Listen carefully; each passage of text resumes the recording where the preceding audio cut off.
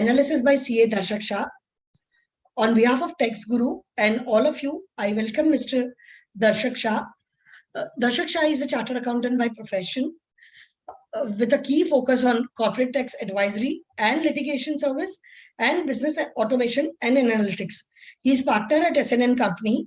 Prior to SNN Company, he was with KPMG and Anisha Associates. He is a member of International Taxation Board and invited as a speaker by esteemed associations. He is consistent speaker and blogger, writes articles and white papers which publish on various platforms for variant taxation subjects.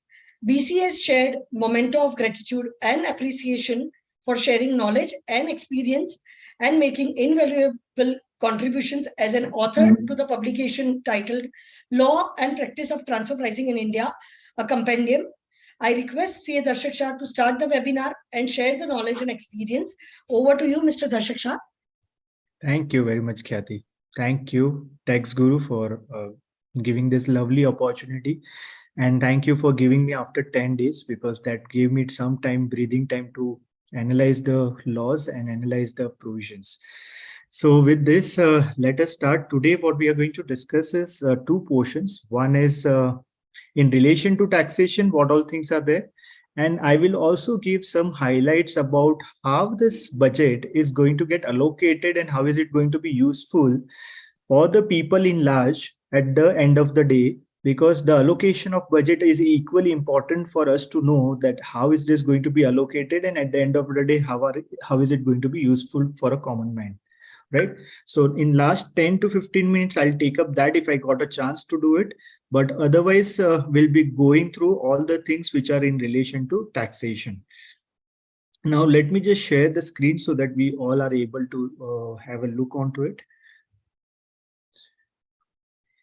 Yes. So I think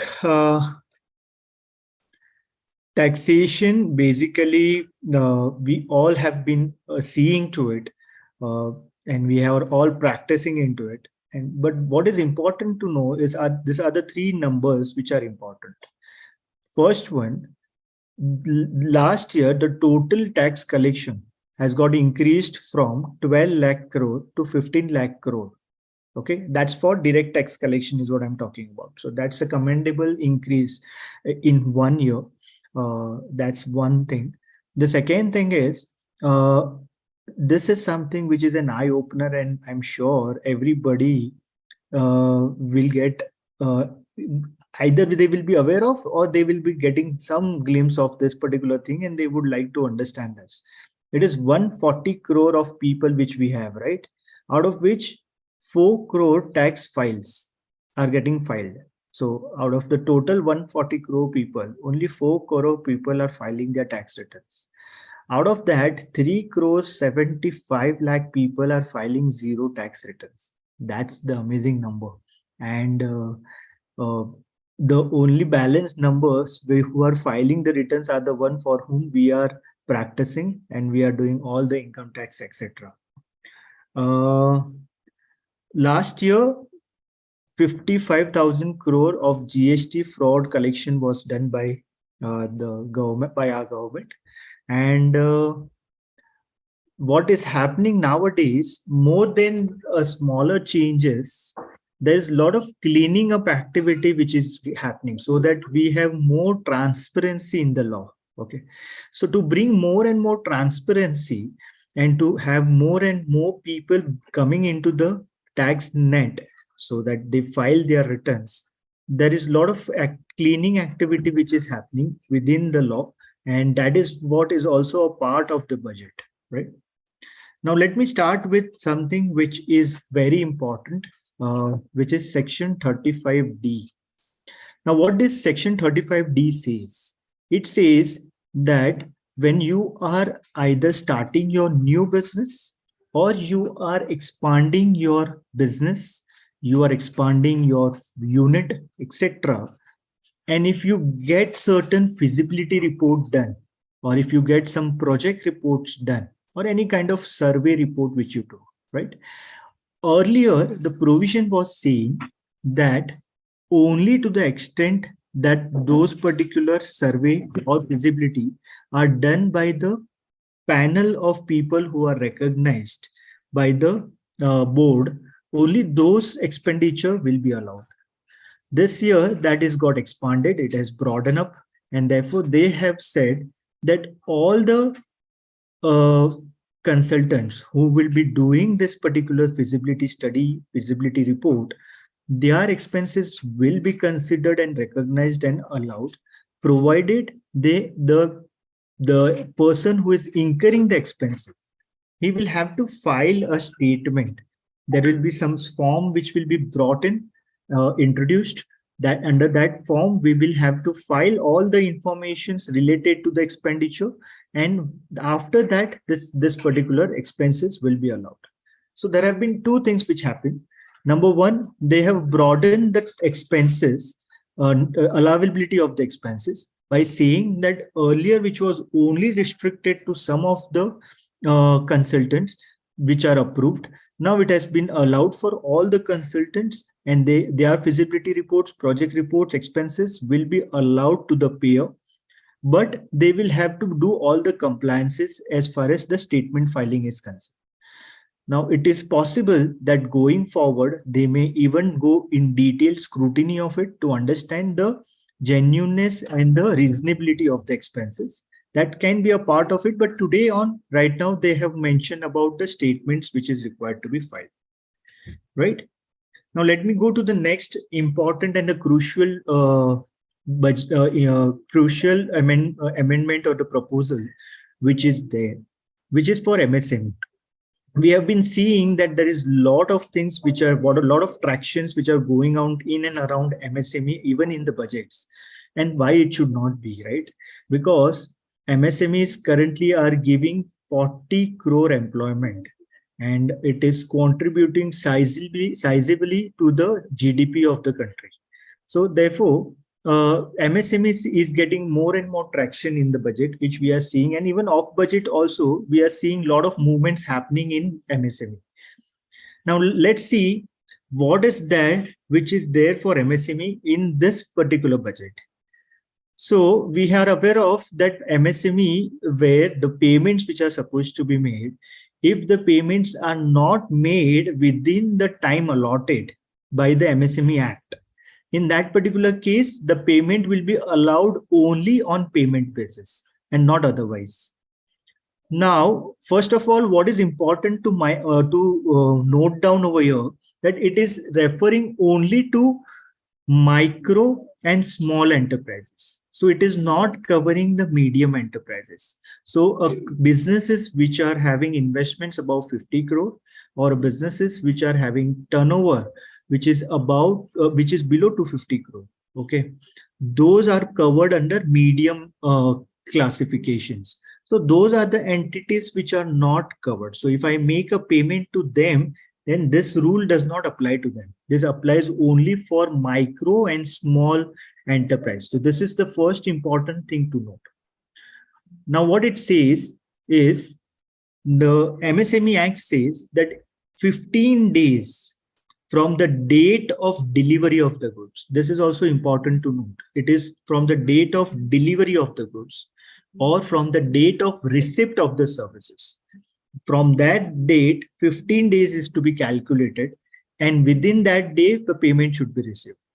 Now, let's say if both the parties, the payer and the payer, the supplier and the customer, have agreed that we would make a payment within 45 days or beyond, then 45 days will be the extended date which will be considered, and not 15 days. So for us, the calculation is 15 days, 45 days, right? Within 45 days, if the payment is happening, then the expenditure is allowed. That is point number one. Now let's understand point number two, when it is allowed. Let's say you are making a payment within the financial year.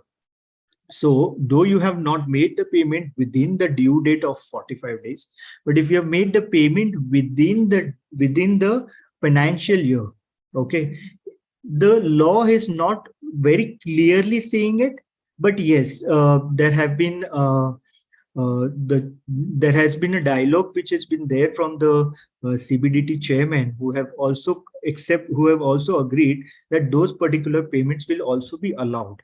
So if the payment happens within the financial year, though it is not within the due date, still it will be allowed, right? That is number 2. Now let's take number 3 situation, where the invoice is raised in a particular financial year.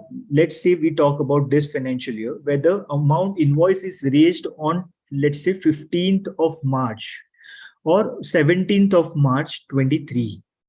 But payment is happening within 45 days, but that crosses the financial year and goes to the next financial year. Whether that will be allowed? Answer is yes, it should be allowed, because you have made the payment within the due date, right? Now let me take you one more situation where the payment has not happened within the financial year. Sorry, the payment has not happened within the due date, but it has happened before September 2023. That is before filing of the return, income tax return. Okay, then what happens? So of course, we all have been seeing it that 43B allows even the payment if it is made before the due date of filing of return. But here in this case, they have been very strict, mainly for having a rotation and the rolling of MSME going faster.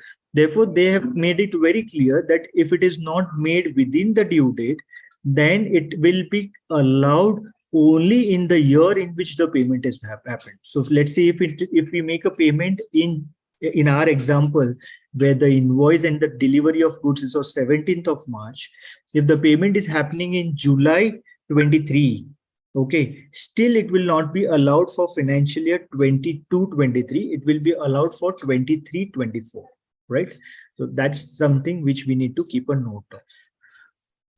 Now, let's understand, this is what the law is talking about. Now let's understand how will we be making the application of that? How will we be applying this particular thing? So what will have to be done is we will have to maintain a tracker for all the MSE. So micro and small enterprises, we will have to keep a tracker of that and to see to it that whether the payment for this particular financial year would not be a problem. So for 22-23, there is no problem. So for 23-24, right, if you make a payment within the financial year, as per the chairman's speech, it is going to be allowed. So there is not going to be any major issue in that. The issue is going to arise for all the outstandings which are going to be there, by March 2024. Now, the payments which are going to be outstanding as on March 2024, there what is going to happen? The things which are going to be happening over there is we will have to keep a track of whatever are the outstandings, whether out of that how many payments are made within 45 days. So if those payments are made within 45 days, there is no issue. But if those payments which are outstanding as on March 2024, if those are not made within 45 days, then that amount will not be allowed in that year. It will have to be carried forward and see whether in the next year, whether the payment has happened. If yes, then the allowance will happen in next year, or it will be carried forward to the subsequent year whenever the payment happens, right? So what is important to notice, we'll have to keep a tracker for the outstandings which are going to be for March 2024, because till March 2023, this law is not applicable. For March 24, till the time the payment have happened, there is no issue. March 24 onwards, whatever is outstanding, the law is going to be applied and a tracker will have to be maintained for that, right?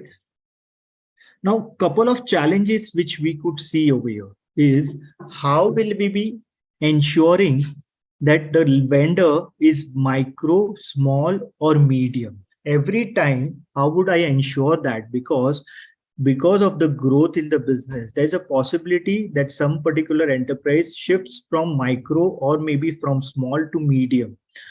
So how do we track that is one question which is going to arise. And of course, the answer to that is one will have to have the declarations from the vendors in relation to this, number one.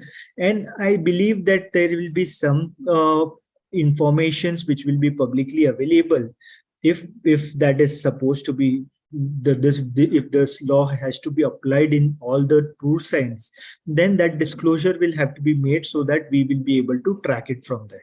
But yes, otherwise we will have to record it, and we will also have to mention that every time we take a declaration saying that whether you are into micro or small or medium enterprises.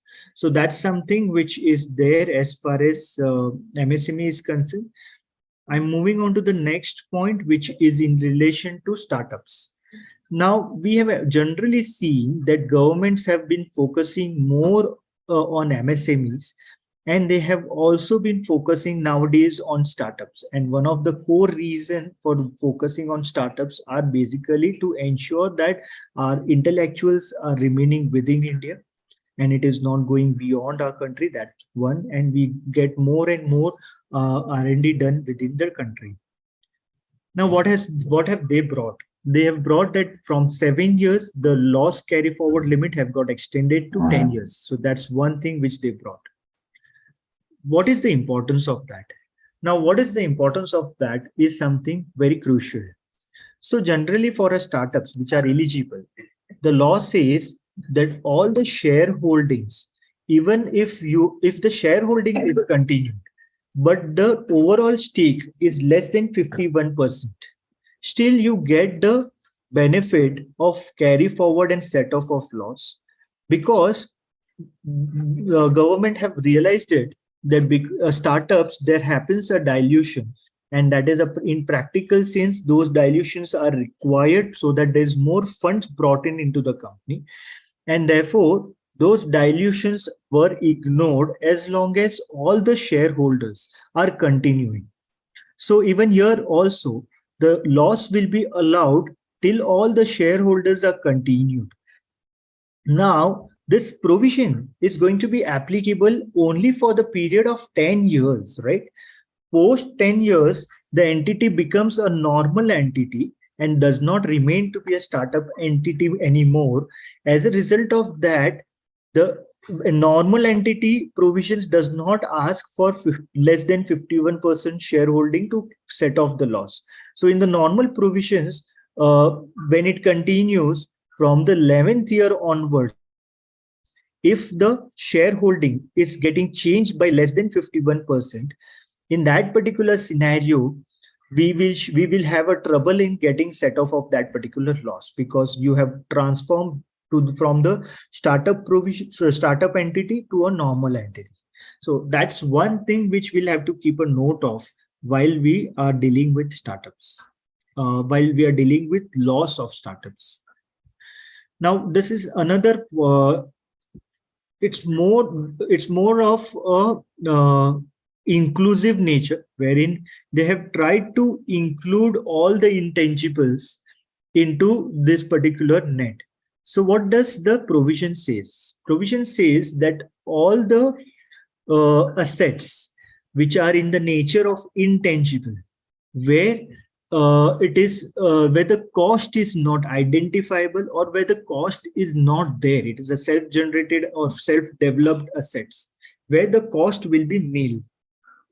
Now, they had earlier covered certain specific categories of, they had mentioned some certain specific categories of items which were considered, with the cost of which was considered to be nil. But that's not the case now. They realized that there is lot of arguments and contentions which are placed in checking whether a particular item is falling under the 4 or 5 items which are specified. Now, there are some cases where it is not covered, it is not getting directly covered, and that is leading to ambiguity. In order to avoid the ambiguity, this provision has been brought out, where it says, very simply, it says that all the intangibles, if they are not allowed, all the intangibles, if they are all the intangibles, if their cost, okay, is not identified, or if the cost is nil, in that particular case, the cost of acquisitions or cost of improvement will be considered as nil, and it will not be considered as zero, and therefore it will be, sorry, it will be considered as nil, and the provisions will apply to it, and therefore it will become taxable.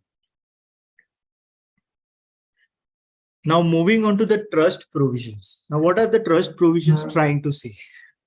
The trust provisions are trying to point out, number one, it says the forms which are supposed to be filed in case if you are accumulating the profits, right? If those profits are getting accumulated, then in that case, you have to file a declaration under Form 10 and 9A. Now, this forms earlier were supposed to be filed along with the return of income. Now, they are saying that you file it 2 months before. So, as a practical situation, what used to happen is, while we used to do an audit, we used to do at that point of time the calculations, what is the accumulations which is there, and at the same time, we were filing the declarations that we are going to use this money in the next year. But what they are saying is that this is already pre-decided, right? That this at the March end, you already decided that how much is going to be the accumulation, and whether that and the accumulation has already invested into the prescribed investments under Section 10, under Section 11(5). So this is already done. So you give us the information of that so that it can be brought it as a part of your return, as a pre-information. So that's something which they wanted, and therefore they said we have to file the declarations 2 months before, right? So that's about the first change in the trust provisions. The second thing which they have brought is saying that, so this is going to be effective from October 2023, where it says that any trust which is at the commencement stage, before the commencement, they will have to do a provisional registration. Provisional registration is nothing but intimating to the charity and to the income tax office about this particular commencement of the trust. And 1 month before the commencement, we will have to file a form on the income tax portal, and that is how we will get a provisional registration. This provisional registration lasts for 3 years. Or within 6 months from the commencement, we will have to go and get approval, or we'll have to get the registration done. So that's what we are aware about. But what is important to note over here is that if you fail to do the registrations, okay, in that particular case, your trust will not be considered a registered trust, and therefore you will not get the exemption. Till now, we are aware about this point. But what is difficult to digest or difficult to understand is for the last year, which is for 22-23, where the law was to register, so re-register or renew or register to the new procedures and new section. Now, let's say if the trust is continuing the charity activity, but they don't want to get it registered. In that particular case, they have not registered their trust. There have been many trusts who have not registered themselves under the income tax for claiming exemptions, but they still continue to do charitable activity. Now, there was no provision at that point of time that in case if you don't register or if you choose not to register, then your assets minus liability, the differential amount will be taxable. That was not the provision earlier when this decision was done by the trust management. But now the law is saying that with effect from April 22, if you have not registered your trust, then the differential value, which is your asset minus liability, will be taxed at a maximum marginal rate. Now, this is going to have a retrospective effect. And therefore, it is something which is generally not been done since many years by this government, but this is something which is there as a retrospective effect.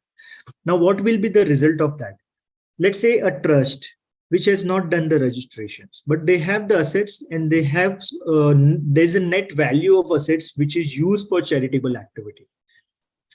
They have chosen not to claim exemption and they want to continue doing charitable activity.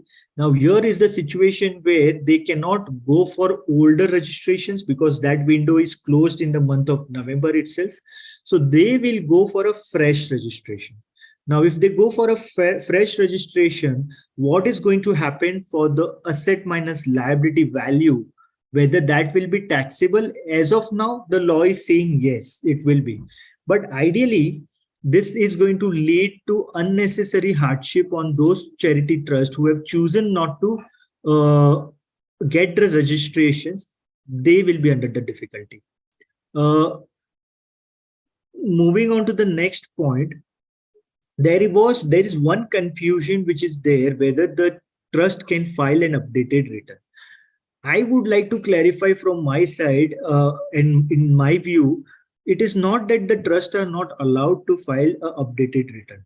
What it says is that if the trust is not filing their normal returns and they directly go and file updated return, and then if they claim that because I have filed my updated return, you still allow me the exemption.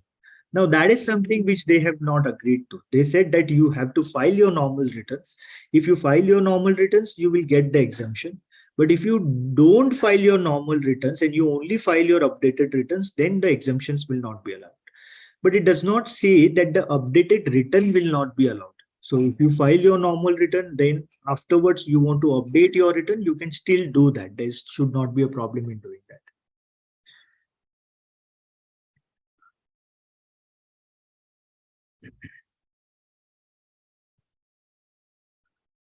Now, under trust, there's something more which is there, which is in relation to corpus. So let us understand this concept. What used to happen is, let's say trust A got 1 crore of rupees of corpus. Ideally, the corpus money are there mainly to ensure that that money is left with the trust, and the income generated out of that corpus is generally used for the object. Here, it does not have, however, this does not have any restriction that you can't use the corpus. You can still continue to use the corpus. So what happened is, lot of institutions have used the corpus. And while they have used the corpus, the money is considered as application. And therefore, what happened is, while the corpus was received, it was not considered receipt. But while it was used, it was considered as utilization. So there was a deduction which was claimed in respect of this. Now they have stopped doing that. But now what happens is, if this money is reinstated as a corpus, so I used that one out of 1 crore, let's say I used 50 lakhs. So when I used 50 lakhs, that is not going to be allowed as expenditure. Now, when I reinstate my corpus and when I rebuilt my corpus, that particular amount, when I'm rebuilding it, I will be allowed to have that particular as an expenditure, So that is application of funds, which will be allowed. Now, in the budget, they have brought a condition that this reinstatement should happen within a span of 5 years. So if you don't reinstate within the span of 5 years, we will not allow that as an expenditure or application, right? That is what the change which they have brought. Same is going to apply for loans. So if there is a loan and then it is applied, while it is reinstated, it is going to allow if it is reinstated in a span of 5 years. Now, a situation may arise, which is there as a part of the table in the example. 1, 2, 3, 4, 5 years, you have applied the corpus, right? So if you see the corpus fund in year 1 and year 3, we have applied the corpus, right? In year 2, there is a reinstatement which is going to be allowed because it is within a span of 5 years. Now, if it is in year 6, where you go and reinstate the money, the method of FIFO is going to be naturally applied, because you will mention that this year one money which I have applied, I'm reinstating that because my 5-year lapse period is getting lapsed. And therefore, when you reinstate that particular money, you will be allowed that expenditure. But if it is year 6 and there is a portion of money which is left out, okay, then that is not going to be allowed. So out of, let's say, 50 lakh, which is reinstated, it is going to be allowed if it is in year of 5. If out of 1 crore, which is spent, 50 lakhs, which is still not reinstated and which is happening in 6th year, then that 6th year's deduction will not, application will not be allowed, right? So FIFO is the method which we will be using it. Number 1. Number 2, let's say in year 5, there is some portion which is left extra. If you have specifically demarcated it to that particular application, then of course it will be allowed. But if that demarcation is not specifically for that particular application, then the question will arise whether it will be allowed in the subsequent year or not. So on a practical sense, what is important is, let's say if in year 5, you have made some access reinstatement. So let's say in the example which we are seeing over here, out of 5 crore of corpus, 4 crore 25 was applied. That is what is saying over here. I'm referring to this particular point. 4 crore 25 is applied, right? Now I'm doing a reinstatement. Let's say in year 2, 225 reinstated, year 3, 1 lakh reinstated, then that is recouping your applied corpus. Let's say in year 5, out of the total amount which you have reinstated, it is done. Let's say a portion of the reinstatement still left out, and you, instead of 425, you reinstated 430. Okay. Now that balance 5 lakh, if you are reinstating for year 3, specifically mentioning about it, then of course it will be getting covered for year 3. But if you have not done that, then that will lead to a problem because you have not mentioned that it is towards this reinstatement. So therefore, what is important to make, or what the point which I'm trying to make is mention specifically while you are reinstating against which application you are reinstating, so that you can take the benefit of it. Second point which I am highlighting is that we use the FIFO method so that it is beneficial to us. The next one is about trust, where what used to happen, one trust A, within the group of trust A used to give money to trust B used to give trust C used to give to trust D. Within this 4 trusts, which are of the group trust, the funds used to move around, but because only 15% can be retained by each one of them. So everybody retains 15% within themselves and the money moves. In that such situation, trust was taking an additional benefit by not utilizing it, still saying that 15% is allowed to be retained. So they were taking an unintentional benefit of 15%. Now, in this example, if you're able to see, total income for trust A was 100, donation to trust B is 100, application allowed, what is supposed to be applied is 85. And therefore no tax liability because completely is been applied. When it goes to trust B, total income is 100, which has come from trust A. Accumulated income is 20. Donation to trust C is 80. Application allowed. So earlier, what used to happen is out of 100, 15 was even allowed to them. So 85 was supposed to be spent. He has spent 80. So therefore only 5 was the differential amount. However, now what they say is then when you move 80 to the third trust, okay, only 85% of that will be allowed. So when you move internally from one trust to another trust, though you are making a payment of 100, but you will be, for the purpose of application of money, only 85 will be considered. So that's where here you see 85% is considered, which is 68. So out of 85, which was there. 68 is something which is applied for, and therefore 17 is taxable. 85 is basically 100 was the total amount, out of which 15 can be retained. So 85 was supposed to be spent, but what is spent is only 68, and therefore 17 is the differential amount which is taxable. Now, same analogy, we go to trust C. 80 is the income which has come from trust B. Of that 80, 85% is supposed to be applied for, utilized, right? But now when it is utilized, how much is it utilized? So accumulated is 20.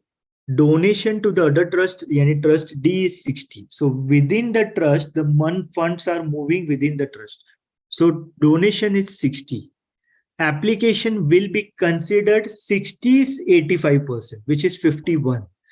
So the total amount which was to be applied and how much is applied, the differential is going to be taxable. So this is how they have tried to curb the motive, the unintentional motive which people were using by rotating the funds within the trust and trying to claim 85% benefit, which they have controlled it, right? Next is for mergers and acquisitions. Now, what used to happen is company A, if a particular unit is getting demerged with company B, let's say company A, the demerged entity was having losses, brought forward losses. Company B, when this demerged unit is getting merged, okay, and if that is retrospectively from the date when the application was made, generally there is a time span, okay. So let's say February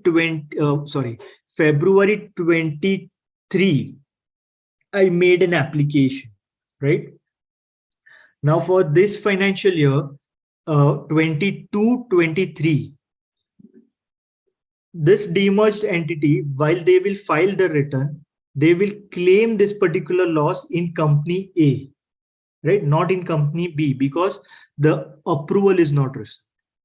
Now, let's say in the month of December 23, court gives an approval that this unit has to get merged with company B, and it is going to be effective from December 21. Let's say the date on which I have made an application.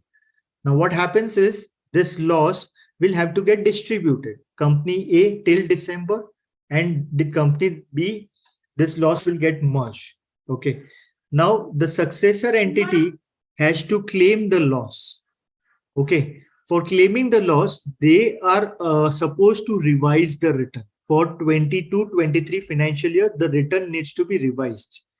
For the precedent company, okay, the company, they have already claimed that loss. So therefore, they also are supposed to revise the return so that they can claim the situation remains in the same manner. So earlier, the successor company, which is the resulting company, they were allowed to revise the return and claim this loss. Now what they have said is even the predecessor company will be allowed to revise the return, and they will also have to reduce the loss set off because that is already claimed by company B. So this is what the provision is. They said that even predecessor company will be allowed to revise the return and they will have to do the revision of return, right? Now we move on to the next one, which is for TDS. Now in TDS, we have seen lot of problems in practical sense of reconciling, because company erases the invoice once I complete my activity. The customer used to approve it in the subsequent year. So company A might raise an invoice in March 23. Company B, who is the customer, they will approve the invoice in the next financial year. In the next financial year, they will approve the invoice. They will make the payment in next financial year. They will deduct the TDS also in that year, and they will also reflect in that year. So year 2, they will reflect in my 26 years. Year 1, I have raised my invoice. I have offered my income. Now the matter is about getting the tax credit, right? And this problem we have seen multiple times while we go for asking for refund, because then you have to maintain all the reconciliations, etc. Now, what the law have changed is in year 1, okay, while you have offered the income, same year you will be able to claim the credit of it. How? So in year 2 or year 3, 2-year window is what they have given. Year 2 or year 3, if that TDS is getting reflected, so the customer has deducted the TDS and he has reflected in the 26 years. So what will happen is you will have to file one statement, and based on that statement, we will have to give all the informations that it pertains to year 1. The credit should be for year 1. Based on that statement, your year 1 computation, year 1 refund computation will get changed, and you will be getting the benefit of it. So the law is saying in the span of 2 years from the date from the financial year in which the tax is deducted, okay, from that 2 years, you will be able to claim the credit of that TDS in year 1, though it is reflected in year 2 or year 3. The only thing what have to be done is a statement which will have to be filed.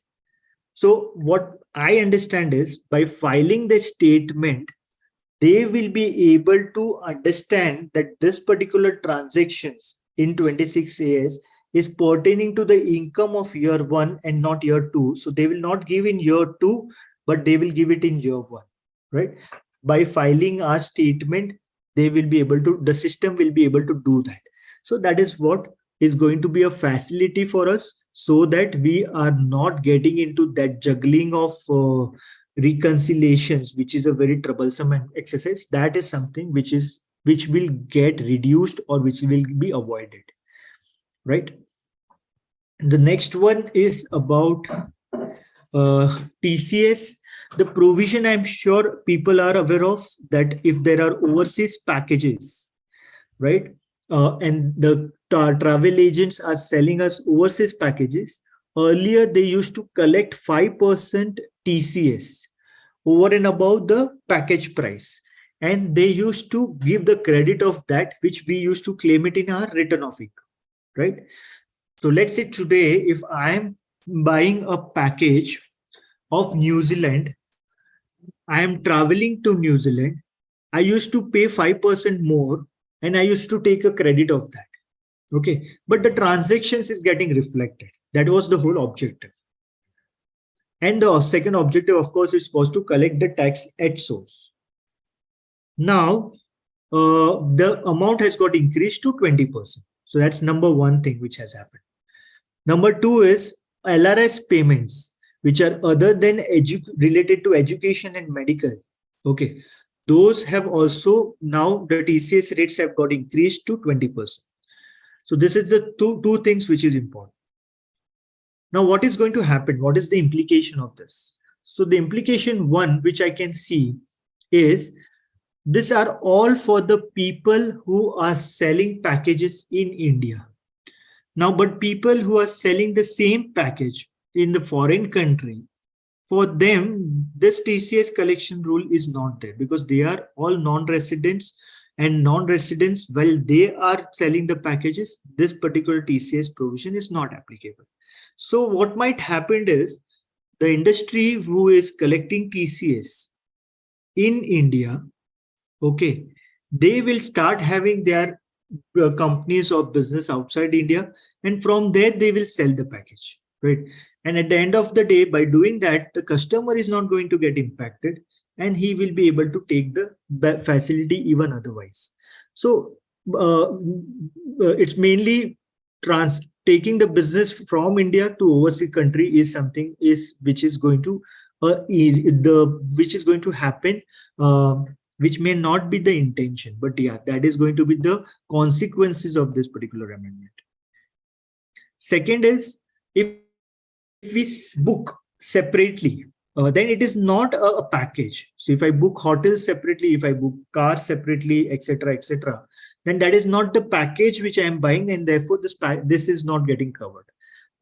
Right? So it is talking about the overall package. So if you are buying a package, even if a customized package, still it is covered. But if you're buying independently, you're booking hotels independently, booking car independently, etc., then this is not getting covered. The next one. Next one is basically 54 and 54F, where while the law came, there was some confusion that the exemption is to the extent of 10 crore. Ideally, it says that the cost of the new assets which is getting acquired, the limit of that is going to be 10 crore. So for the purpose of 54F calculation, the cost of that asset will be considered 10 crores. So if it is 15 crores, still for the purpose of calculation, it is going to be considered as 10 crores. For the purpose of 54 also, for the purpose of calculation, it is going to be 10 crores, right? So that is what the law is saying. Now, what happens in case if it's a joint property?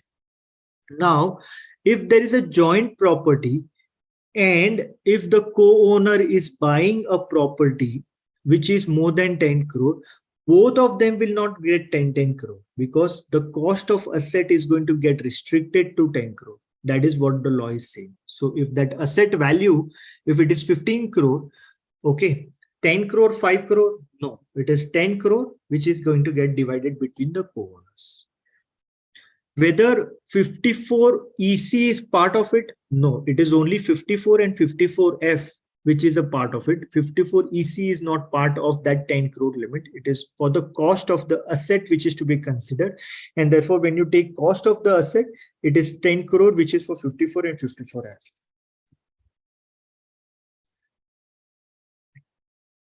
I just see this example so that sales consideration of equity 20 crores.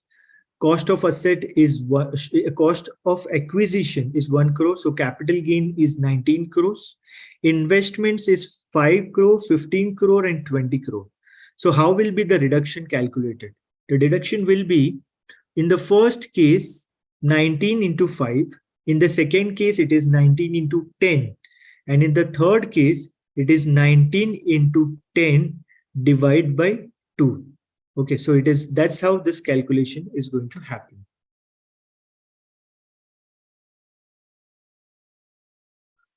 So the total amount which is going to be allowed as deduction is going to be this, and the net capital gain is going to be this. So what it says is basically 10 crore is the limit of which is going to be allowed for the cost of asset. Now, what is the next one? The next one is cost of improvement and cost of acquisition of a house property. Now, generally, we are aware of that property which is going to be purchased by a borrowed funds. We used to pay interest on that. We used to claim interest under section 24B. And we used to also include it as a part of cost of acquisitions because that is increasing your cost of acquisition. Now, the law have said that to the extent of amount claimed in 24B, it is going to be not allowed. It is not going to be allowed in cost of acquisition. But what is important over there, the wordings which they have brought, it says amount which is claimed in section 24B and chapter 6A. Now, chapter 6A, when it refers to chapter 6A, it covers all the gamut of provisions of chapter 6A. So even the amount which is for, if you have claimed under 80C, then even that is getting covered. So whether, is it trying to say that the interest which you pay and you claim it under chapter 6A, that interest, once it is claimed under 24B or chapter 6A, that will not be allowed as cost of acquisition. That is one point. The second thing could be anything which is claimed also in chapter 6A will not be considered as a part of cost of property. I think it is talking about first one, which is interest, which is claimed in 34 in 24B and chapter 6A. That is something which is not going to be allowed. But this slight ambiguity created mainly because of chapter 6A mentioned over there. So there is another interpretation which also is getting generated because of this particular language of the law. The next one is impact on non-resident and ordinarily and not ordinarily resident. Now we are aware of that the valuations, when a shares are issued, in that particular case, when the shares are issued, it is going to be considered for the purpose of section 56.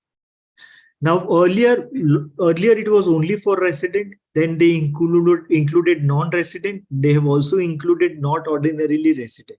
So all of them, when the shares are issued, the valuation is going to come into picture. Now let's understand how is this going to be critical. Because it is critical because, number one, under section 56, it is taxable. Number two, because it is taxable, it is going to be covered now under transfer pricing net. Because earlier Vodafone said that because it is not taxable, it's a capital in nature, therefore it is not liable for transfer pricing regulation.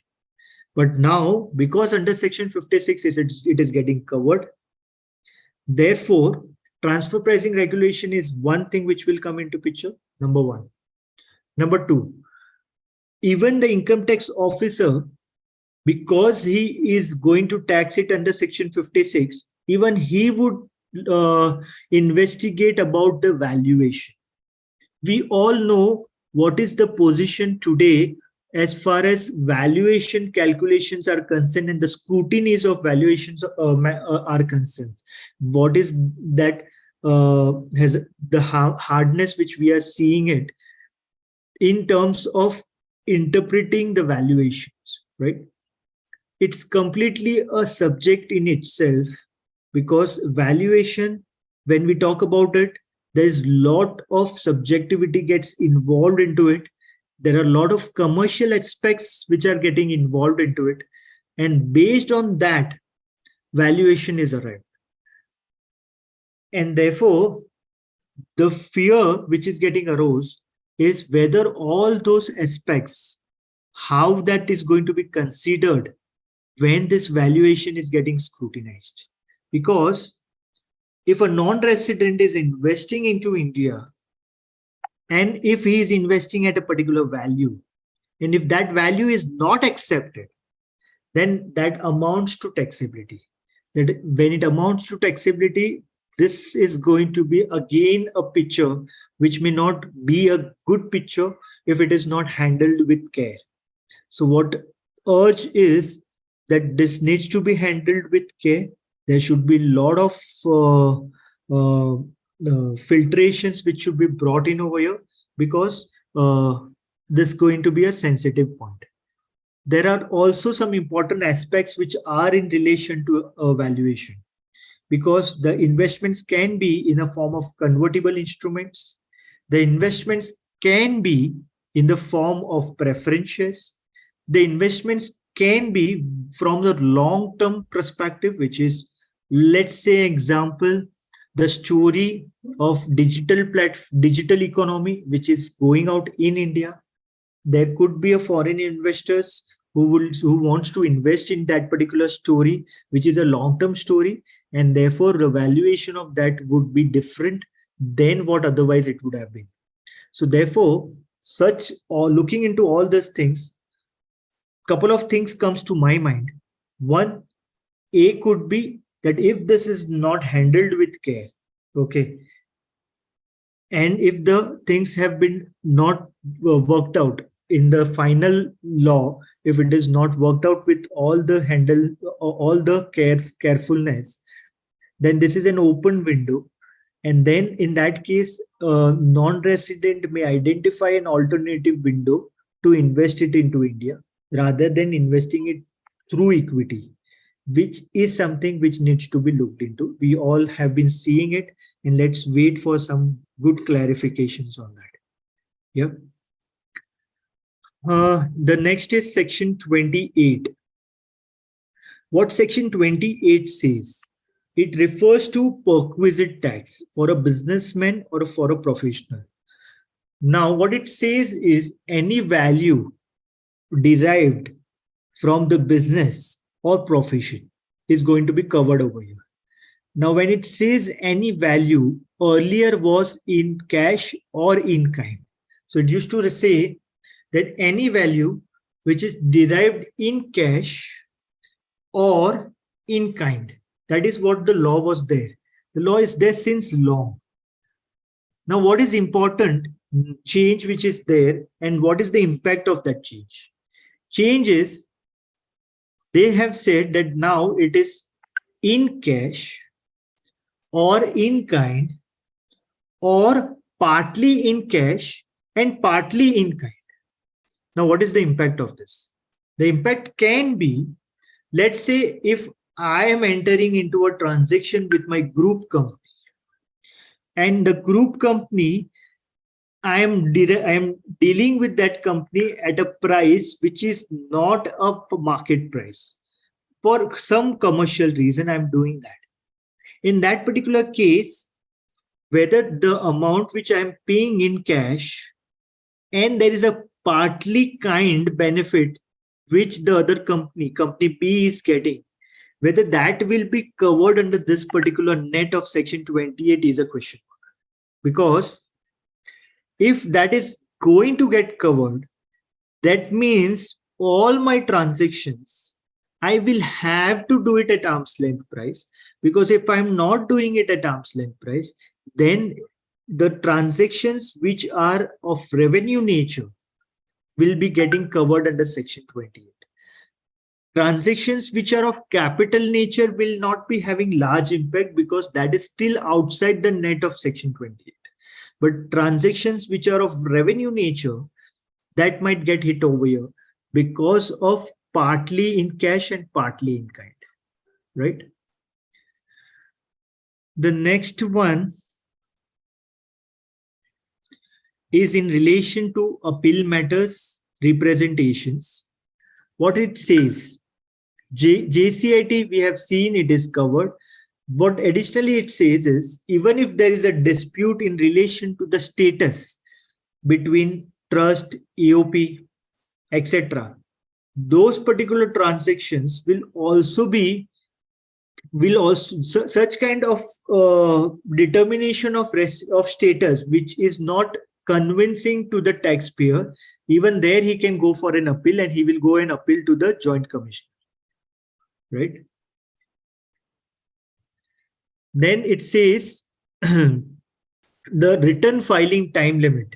So while the reopening is happening, the time limit to file the return is going to be 3 months, within which you will have to file the return, right? Now this is draconian. Why it is draconian? Because it talks about inventory valuation. So all the inventory which are right now being valued on a different basis, and we file it as a part of our return. Earlier, there was no specific provision which was empowering the assessing officer to do the valuation of inventory. Now they have brought it in this budget. They say that the assessing officer, after taking requisite permissions and giving opportunity, he can refer the matter for a cost accountant for a valuation. He can get that valuation done. Now, if that happens, and if he does the valuation, okay, the fear is there can be many matters where if the assessing officer is of the belief that the valuation has some question, he will refer it to the value to the cost accountant. He will get it valued, and based on that, he will consider it. He will close his scrutiny. Now they have given the filtration of getting it, doing it after the permission of the respective authority. But on practical sense, how much due diligence is going to be done before referring the matter to the scrutiny is something which is a question mark, right? So, in my belief, this is going to be a very important element which is going to be there in the scrutiny now. But let's understand the impact of it.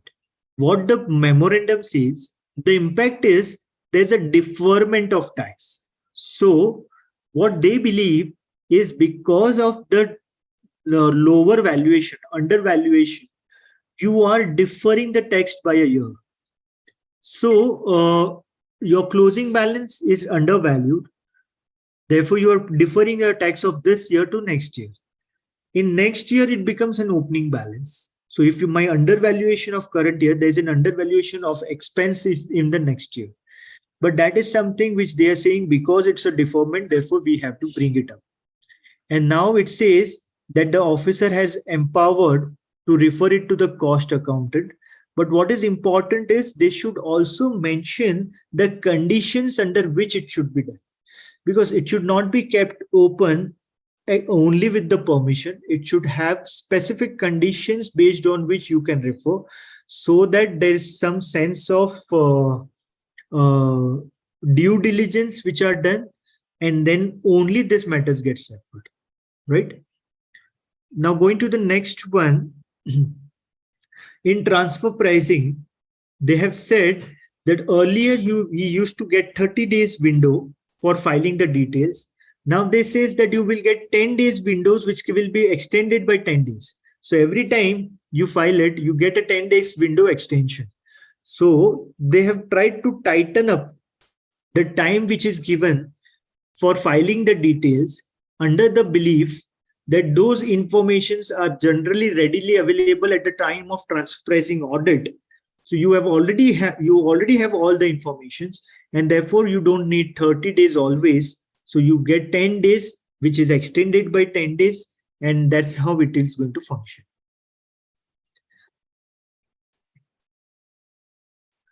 Now, the next is market link debentures. So under market link debentures, this instrument is getting used so that the instrument is in the nature of debt. So the underlying security is a debt security, and the interest is connected to the market link. So it is linked with the market.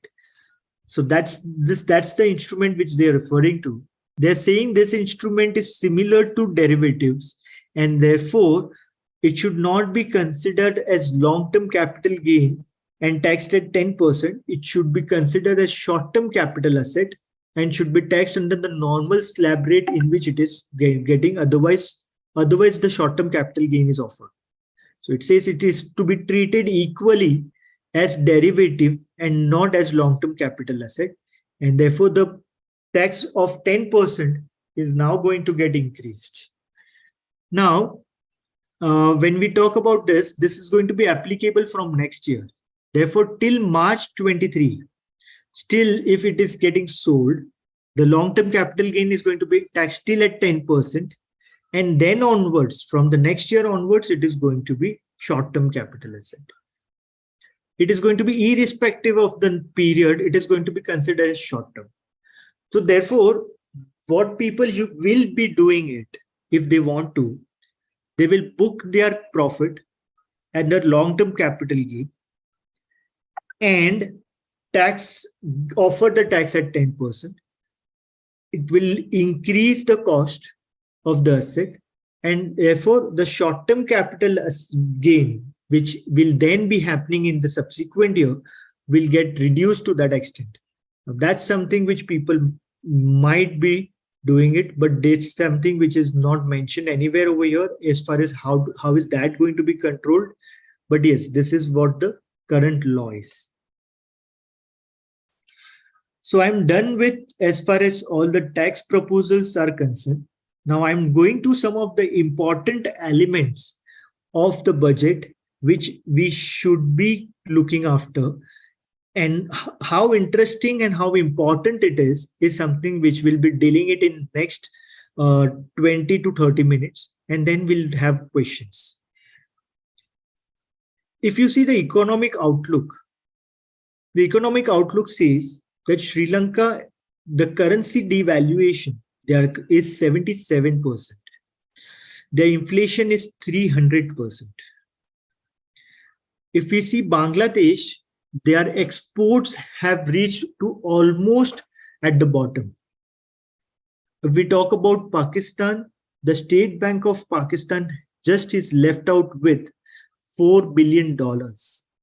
Only $4 billion is what the country has. And their inflation is 88% high. Now, why am I saying this? Because the whole economy currently is based on how the overall funds is getting proportionately allocated to different buckets, and therefore how this budget have allocated the fund and how the past budgets have allocated the fund and how it has got useful and benefited is something which I am sharing it over here. If we see in our situation, India, the currency devaluation of course has happened, but that is only by 9.5%. And the inflation actually has not increased, but has got reduced. One of the important reasons of this is because large portion of our allocations are going towards the long-term benefit, and therefore like infrastructure, education, etc. And therefore that is something which is helping us in sustainability of our economy. Now, when I talk to you about MSME, MSME is right now contributing 30% of our GDP. It is 40% of exports comes from MSME units, and 40 crore employment is generated by MSME. So that makes us aware why it is so important and why it is a focus area today. But two important challenges which MSME is having. Number one is labor. Number two is working capital. Now, what government is trying to do is they are trying to ensure that the working capital rotation of MSME is going continuously, is happening continuously, and there is no stuck, there is no foothold, so that the working capital is still as a memento, it is going on. So they did two things. One thing they did is they brought more credit line limit, which is 2 lakh crore, which is for collateral free loans. Second thing which they brought is this MSME law under taxations, wherein payment has to be made within the time. Third thing which they did is 95% of the funds which they collected as penalty for delaying execution of the project during COVID time, they gave a waiver for that, and they said that this 95% is going to get waived out of it. So that's the third thing which they did. In startup, as we saw, government is trying to give a focus to it by giving some exemptions. In other countries like Singapore, Israel, etc., government contributes to their working capital, which is right now not happening over here directly, but indirectly how it is happening is they have allocated an overall fund amount to be allocated and to be utilized for startups development, and that particular fund is investing into startups by way of equity. So that's something is what is been seen in startups. The other allocation is towards infra. 10,000 crores is allocated to urban developments. And there's also an allocation to green hydrogen projects. Now, what is this green hydrogen project and how is it going to be useful? So there is green hydrogen projects is a technology which is to increase the quality of roads, and therefore as a result of that we should be able to reduce 50% of our logistic cost. So today if I spend 16% of my cost of a product which I buy as a consumer, 16% of the cost is going towards logistic cost. That is going to get reduced to 8% because of the hydrogen project which they are talking about. 44% increase in road construction is what we are seeing. Now, because of this, we are able to have more connectivity, more networks, more villages, more areas which we have been able to reach. As a result of that, our consumption is getting increased. Our production at the lower, at a different regional level is getting increased. We are able to get more and more labor, which is another important factor for MSMEs. So as a result of the overall allocation, we are able to increase and strengthen the networks within the country, and we are able to increase our distribution capacity and our labor workforce. That is the benefit which is coming out as far as the infra allocation is concerned. Customs duties for raw materials have got reduced because of the initiatives or to boost more the initiatives of Make in India. But yes, the custom duties of raw materials have got reduced, and they want to increase the productions in India. The target at the end of the day is to have the fiscal deficit reduction and to increase the employment so that more and more production happens within India. We are able to get more manufacturing manufacturing units in India, and at the end of the day it contributes towards the economic development, and at the end of the day it reduces my fiscal deficit, because at the end of the day fiscal deficit is what is income and what is expense. Currently my expenses are more, my outflows are more than inflows, and that is right now at 6%, which the objective is to reduce it to 4.5%. So with this, I think I'm done with all the important provisions of budget. This is something which I found it relevant and important, and therefore those is something which I have covered in the presentation. Now I'm opening this particular floor for questions. People who have questions, they can raise all the questions to me, and I will be happy to answer each one of them. Please. Mr. Sanjay, if you can open this particular thing, and if people can raise their question in, because there are a lot of YouTube viewers who are there online right now, so they can raise their questions in the comment box, and I'll be happy to answer all the questions. Mr. Sanjay, if you can raise each questions to me, I'll answer all the questions one by one.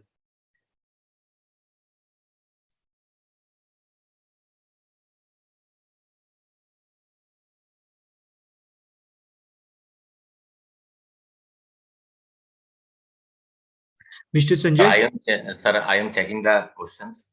Yes.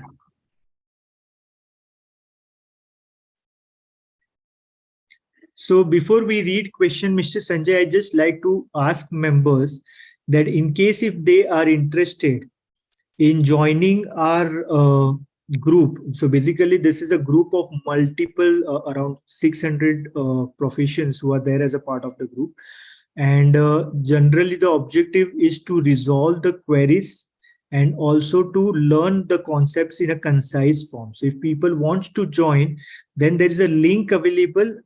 Through that link, people can join to this text WhatsApp group and take the benefit of the people who are there in the group, who are very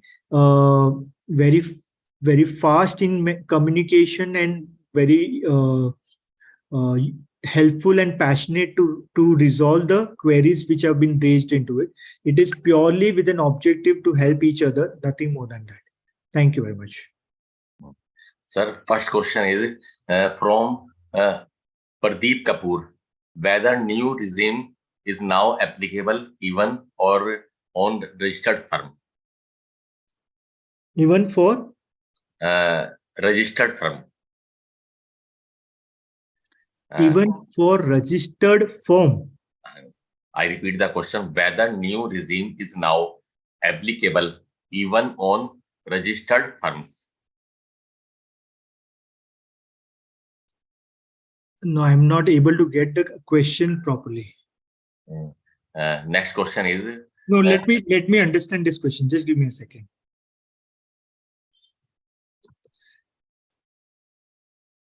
So the first question, I think what is there is whether the new regime is now applicable even on registered firm. No, so the answer to that is no. Only the individuals and the HUF, but not the new, the amendment is not covering apart from that. It is only for individuals and HUF where this new regime is going to be applicable. Thank you, sir. Next question is from Vijay Garwal.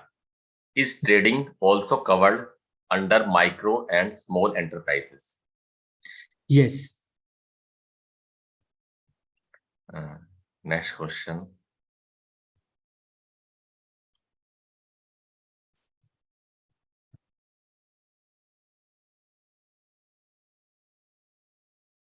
Hello.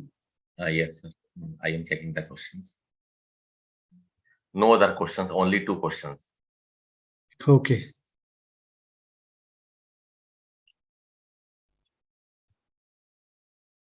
So with this, I think it was absolutely delightful to be a part of this particular event and to share some of the informations and some of the knowledge which me and my team could actually collate in the span of last 10 days.